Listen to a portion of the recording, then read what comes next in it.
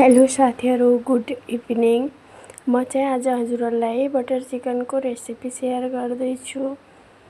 धेरै बोल्न त खासै आउँदैन, त्यही पनि नआए पनि हेर्नु होला है। त्यसको लागि मैले 1 किलो चिकन लिएँ अनि त्यसमा नुन हाल्ने अनि रातो खुर्सानी अनि जिन्जर गार्लिकको पेस्ट हालेर अनि दही हालेर 1 टेबल स्पुन अनि अलिकति फुड कलर हाल्ने।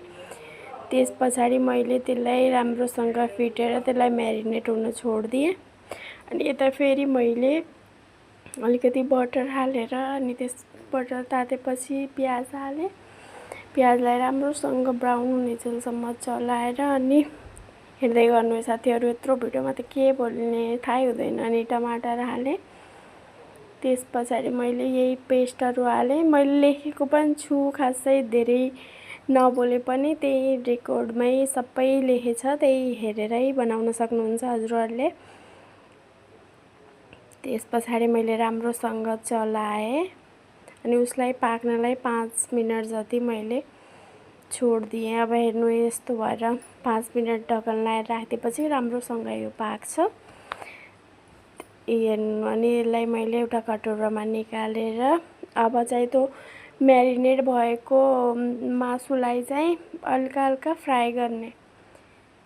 पुरै मासुलाई हाल्ने होइन, थोरै थोरै गरेर हाल्ने। मैले चाहिँ हालिदिएँ। त्यसलाई अब फ्राई गर्ने, रातो हुने बनाउने। त्यसलाई चाहिँ राम्रोसँग फ्राई गरेर त्यसलाई पनि छोपिदिएर पकाए पनि भयो।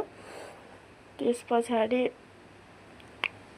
अनि त्यो पाके पछाडि त्यसलाई बाहिर निकाल्ने।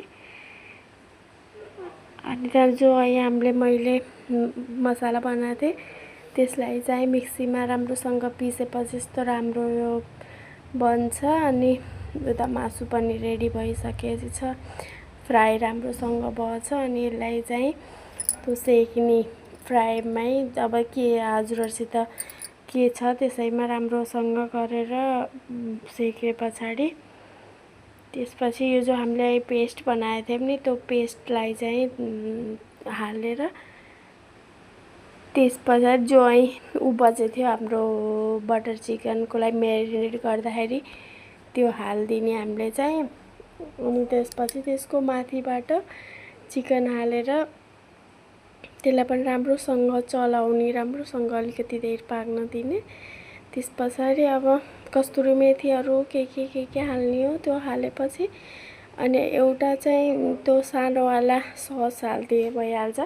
अगर सानो प्याकेटमा नभयो भने 2-3 चम्मच सस हाल्यो भने अलिकति मिठोपन त्यसमा आउँछ के। अनि त्यहाँबाट बटर चिकनकोलाई माथिबाट थोरै क्रिम हालेर अनि त्यसपछि धनियाँ राम्रोसँग धनियाँ काटेर हाल्ने। अनि माथिबाट बटर हालिदिएपछि हेर्नु त कस्तो राम्रो खाउँ लाग्ने चिकन बन्छ।